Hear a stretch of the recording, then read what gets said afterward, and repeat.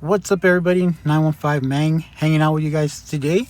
I ended up doing a little bit of spring cleaning. I didn't really think I was going to be messing around with a tank, but the idea crossed my mind. This is a 40-gallon breeder that I had picked up from a local reefer. It was the stand and the tank. I got it up for really cheap. Shout out to Anthony. And my boy ended up deciding that he wanted to use it for his lizard. As you can see, he had a heat lamp on it. It kind of damaged the border a little bit from the heat.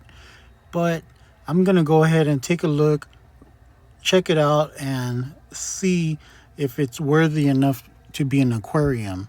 For me, I think it just needs a little bit of cleaning, so I'm going to go ahead and do that. Right now, I was just inspecting the silicone and taking a look. As you can see, this whole tank was covered.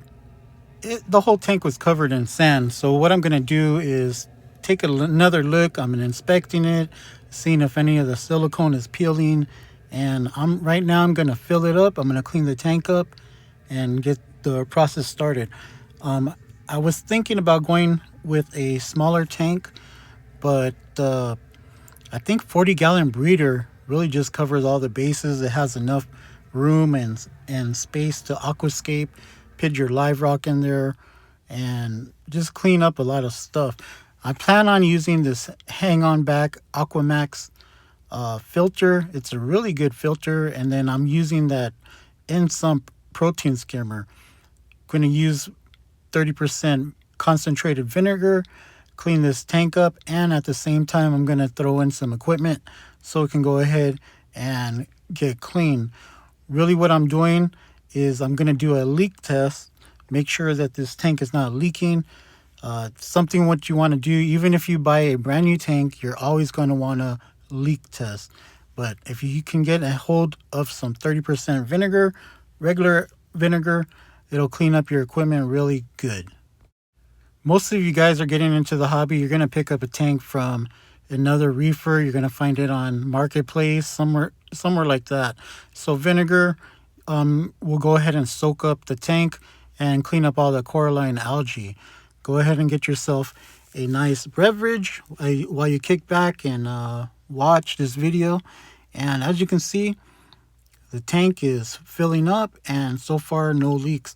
I'm going to go ahead and hold this tank full overnight and just go ahead and start cleaning it, wiping it down, because once you fill it up inside your house, there's really no turning back. You really want to do this outside so you can have a peace of mind. You don't want any water damage inside of your house, and at the same time, you can go ahead and clean it up. Like what I'm doing right now is cleaning up all the spider webs, wiping out all the glass, taking a good look at the silicone, doing an inspection, because this is going to go inside your house. You know, water damage will hit your drywall, paint will start peeling. I don't know if you've seen some of my other videos where I did a tank crash video. A buddy called me up. He was asking for some help, and I went over there and tried to save as much as we could. So take it from me, you want to do this outside of your house. When I got out of the hobby, I did know that I was going to come back, so I kept a lot of dry rock and kept it up, and I'm going to go ahead and clean some of this dry rock so I can use it in my 40-gallon breeder. I also kept my RODI system, but speaking of dry rock, they say you want to use it because you are starting fresh. You're starting all over. You don't want to introduce any pests and things like that. But in my opinion, the old school days of picking up live rock from the local fish store, the LFS, was cool because they already had coralline algae. It was already cycling up your tank, and it was just the way to go. But back in the day, that's how it was. People used to get live rock mailed to the LFS, and then when you would pick it up from the LFS, they would wrap it up in newspaper, and you would just bring it home and inside plastic bags. But like I said, everything is done now through dry rock, which is not bad. It's lighter and you can kind of pick up the pieces that you want. All my rock right here was actually live because I had it in my 150-gallon reef tank. But little backstory, the reason why I kind of got out of the hobby, I took a little break, a couple month break, is because I had my tank inside of my garage, and a lot of my corals got nuked from the heat. And after that, it was just kind of it sucked because I had a lot of nice corals. But one thing to know is reefing ain't easy, and it's a learning process. I don't care how long you've been doing it. You're not going to know everything. And yeah, I could have been doing other things like keeping up my mini split running and all that in the garage, but my garage is pretty big and it's also hot, so I don't want to run the mini split.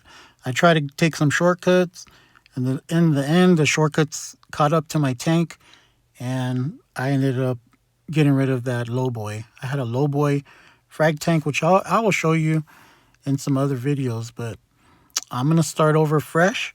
And what part of that is you got to replace your filters, because I'm not going to be picking up water from anywhere else. It's just so convenient to have an RODI system at your house where you can top off your tank, make your own water, not have to go anywhere, and you can do it all at the comfort of your home. Not only that, but you know that your filter media is good. So what I'm replacing now is the purple and the blue filter media. It's DI resin. It's the nuclear grade is what they call it. And you can pick it up from your online store. They're kind of like a monopoly. They pretty much own everything. But they do have some good products, so I'm going to go ahead and use it. Your DI resin will last quite a bit depending on the local water quality that you have. Depending on your total dissolved solids or your TDS. One good thing about the mixed resins, you want to get a color changing resin because it'll start turning white once it's all used and abused. I picked up some aragonite from my reef tank, and I'm going to go ahead and rinse it out. I used a tote. These totes are awesome. You can pick them up from any hardware store, but I'm going to go ahead and rinse these out and do all the work now because if you put it in your tank, it's really going to look cloudy, it's going to look milky, and it really is dusty. I doubt that it will hurt any kind of fish, but there's a lot of benefits from using this one. In my opinion, I picked up this aragonite, and it's a little bit too thin for me. I picked up 3 bags of this because I was trying to cheap out on the pink Fiji live sand, which is really what I wanted, but this right here will do. I'm gonna keep on rinsing it because you can really tell how dusty it is. Looking back, I would probably go ahead and do the Fiji pink live sand. It's a little bit heavier, but as far as them saying it's pink, to me it's not really pink. It's just like a dirty looking sand kind of. But I'm gonna go ahead and just buy a heavier grade reef sand on top of this, which is why you might as well buy once, cry once.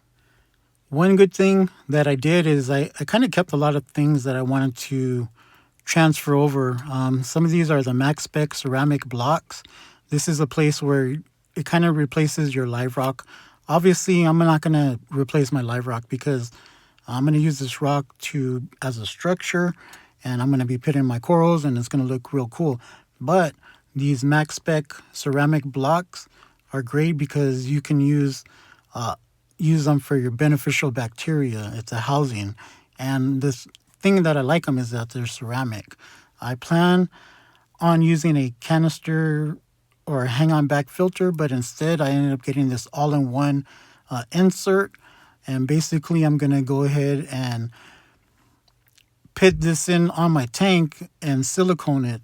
The cool thing, I kind of lucked out, is because my protein skimmer is a sump protein skimmer, and I really didn't want to throw this away because this little skimmer is a beast.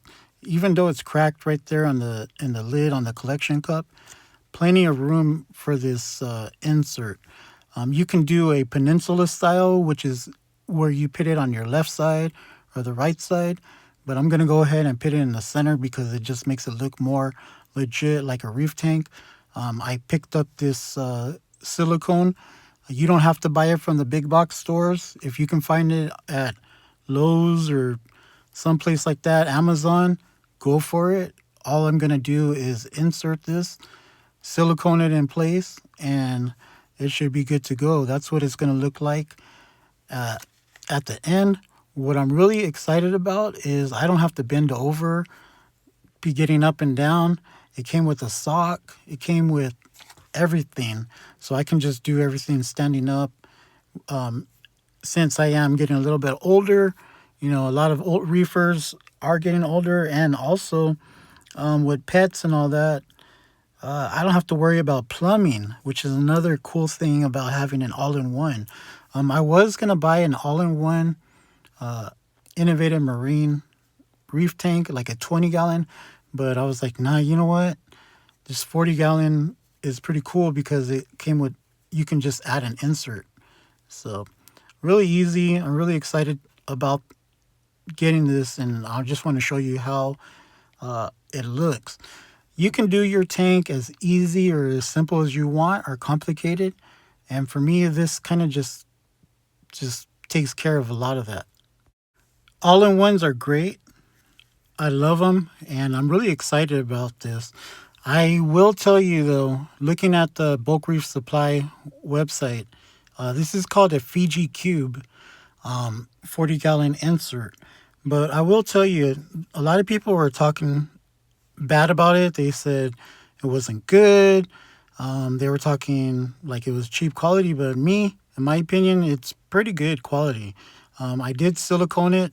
I attached these clips to the backside and just let it cure for 24 hours.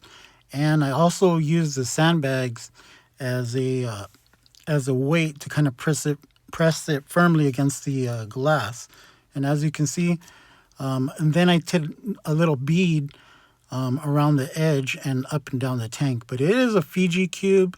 I kind of feel like it's the same company as Bulk Reef Supply, which is why I was calling them a big box store, because they kind of bought out everybody.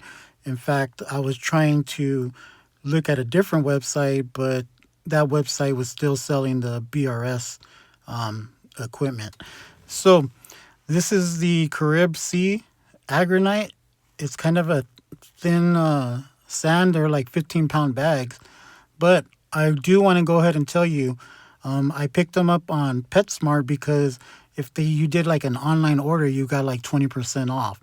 And starting over and reefing and all that, you kind of want to go ahead and get all the discounts that you can afford to get.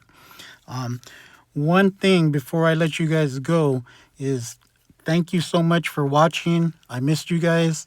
Hit that subscribe button. Make sure you like and make sure you comment. And me and my homie right here will catch you on the future videos. I'm really excited to start this. And some of the equipment that I already had is going to get in place. And some of it will go ahead and get replaced.